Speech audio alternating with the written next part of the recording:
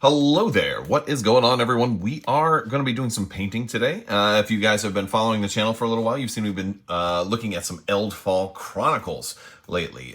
We've looked at 2 starter sets, some more. We have more to look at in the future, but for right now, I really like the water elemental sculpt, and I thought we would do some painting today.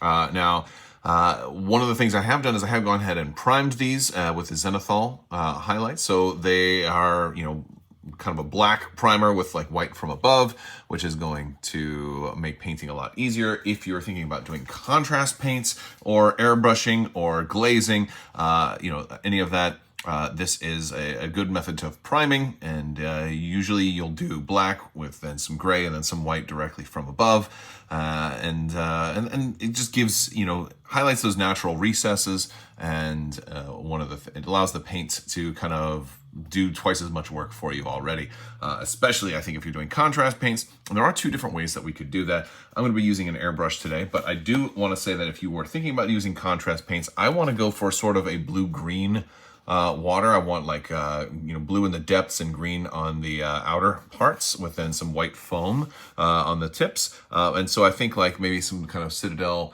athermatic blue, and then with a little bit of Tassadar blue, using those together, I think could definitely get you what you're looking for. However, because the darker blues are such a strong color, my approach would be to base in the Citadel athermatic blue first, and then just use sparingly bits of Tassadar blue for other parts that you might want to do. But I'm going to do a different approach today. I'm going to be using an airbrush, and we're going to try a few different techniques, and you can let me know what you guys think and just follow along if you want, or maybe we'll learn some lessons along the way. This video is also sponsored by Eldfall Chronicles. Thank you guys so much for making this video possible, and we will jump right into it. So let's get out the airbrush. All right, so I'm going to start off with a Vallejo blue-green, and I've thinned this out enough to go into the airbrush, and we're going to start like this. Now, normally you'll hold your model with some kind of model holder, but I'm just trying to get a good base coat on, so I'll actually just touch the model, because I know I'm going back over it. And you can kind of see, I'm going to try and grip it from the bottom here. We're getting ready to do a bunch more, but one of the things that you can see in here already is that you're seeing some changes in the colors. You're getting lighter parts and darker parts. We're going to go back over this a little bit more and get a better coat, but this is one of the things about the Vallejo. But I like that kind of look for the water, and then adding a little darker blue in the bases is going to look really cool. And there we go. That's looking pretty good. I get a little paint on my fingers, but that's okay. All right, so next up we're going to use the regular Vallejo blue. Now this is a much darker blue, and so what I'm going to try and do is I'm going to try and aim for the bottoms of these, and also I'm going to try and spray the model sort of from below to get the undersides. This wouldn't be, this is something of, it isn't always necessary, because the bottom's already a little darker because of the way the prime went, but you don't have to do that either. You can sort of do so a little bit like this. You see how that is going to impact some of that in that regards. And this is just to get that good kind of gradient base coating. But I definitely want the bottoms, and I'm going to have paint all over my hands, so definitely consider wearing gloves or using some kind of model holder if you're using an airbrush. And that's one of the reasons they made contrast paints also, so you don't always have to do these things. And I think that's about all I really want to do on that guy right there. We've kind of got our two-tone built in at this point. I'm going to let that dry before we do anything else. All right, so now that we've let this dry, I'm going to use a little makeup brush here to do some dry brushing, and I mixed a little bit of the teal with a whole lot of white and made a very, very light, kind of light blue. And what we're going to do is we're going to attempt to just hit a lot of our raised surfaces with this. And as you can see, We're adding a lot of depth, because this is just hitting the top.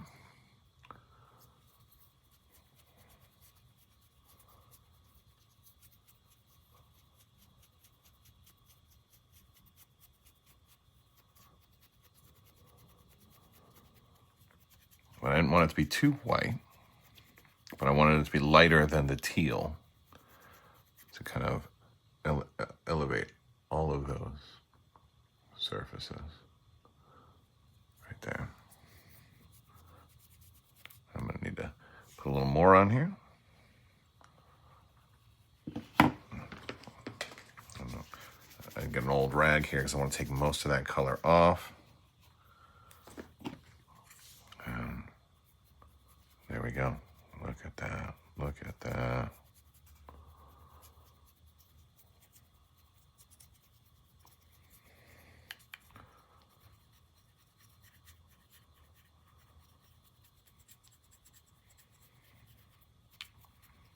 This is such a... I feel like I'm cheating, you know, because I get so much extra detail that it brings out. And this, you know, you could even stop here. You know, you could do this coat, and you'd have a beautiful miniature with multiple kind of, had a gradient and then raised edges and stuff like that. So you could stop there. But I'm going to apply this a little bit more liberally. And then we'll add a little bit of, we'll use some actual white on some of the tips and edges and stuff too. All right, so we've done that. Now I'm just taking some regular Vallejo white. And I want to just, and I've wet this down a little bit, but I just want to get a brighter white on some of the tips of the crests of the waves, adding some additional depth here. Watered this down just a little bit.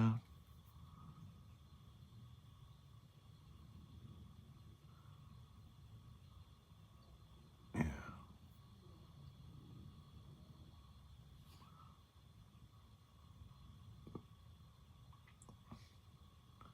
I always like to thin them out because then you can kind of pull it.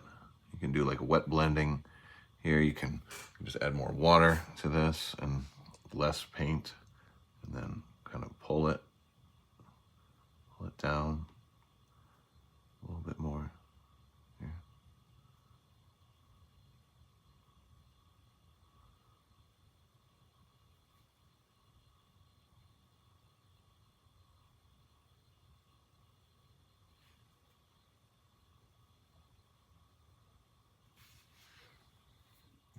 And I'm also getting some of these bits in the back, just some of the highest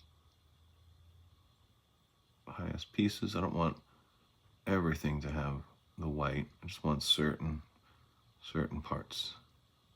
Because if I was going to do everything in white, then there was no point in doing all that dry brushing, right? So I just want some.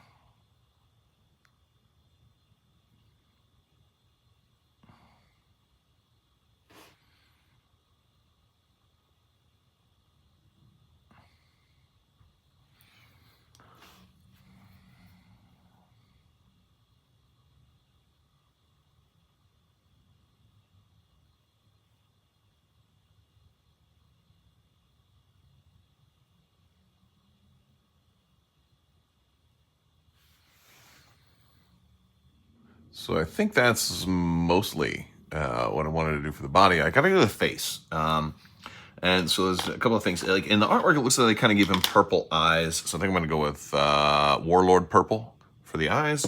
And I'm going to do some regular Vallejo blue for inside the mouth because I want it to be a little bit darker where the actual mouth is. So I've already mixed a little bit. I poured a little bit of the Vallejo blue. And I'm going to try and just get right in there. And if I screw it up, it's okay. I've just got lots of other blues here. So there's really no fear or no worry. Because then I can also come back over with a little bit of white and kind of bring out the teeth a little bit more and all of that. So I don't want it to be too dark. Yeah. So there we go. There's the mouth. And I just want it to be a little darker in there. We'll come back at the little white and outline it a little bit. Let me do that now.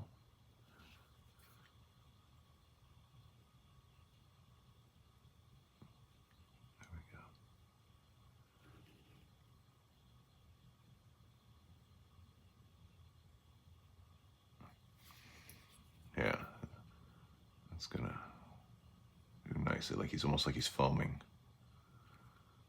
at the mouth, just a hair.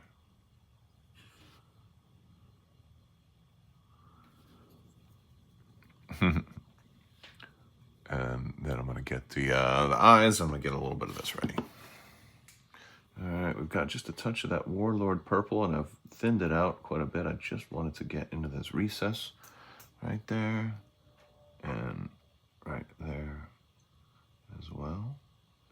I don't mind if a little bit gets out, because it's thinned out enough. I wouldn't mind like a little bit of a glow effect in here. So what I'm actually going to do is I'm going to branch it out just a little bit more and just wet blend it. A little more on there. Yeah. And what we can do then is we'll come back in and we'll drop a little bit of white in the center, and once that dries, we drop a little more of the red back on there. All right, so we just want a little drop of white in there.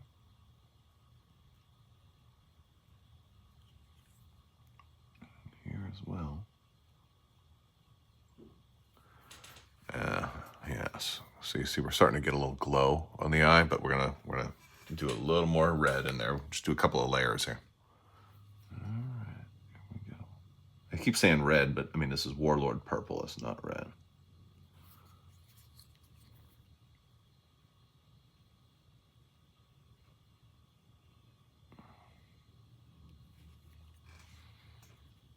There we go.